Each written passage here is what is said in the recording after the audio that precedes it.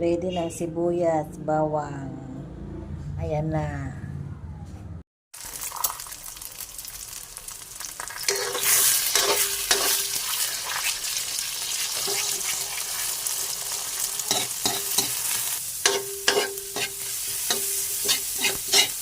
Same pan. Dito ko na rin ginisa na yung sibuyas, bawang.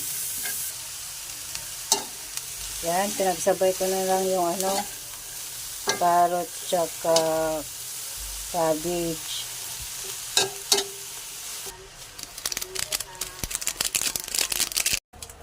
Yan natin ang oyster sauce, ang palasa.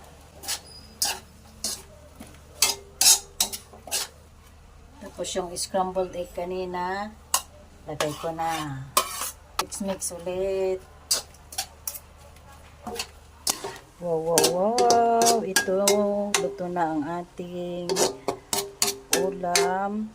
Stir fry cabbage with carrots and scrambled egg. Mga anong kakabsat, kaunakit mga sangkay. Yummy!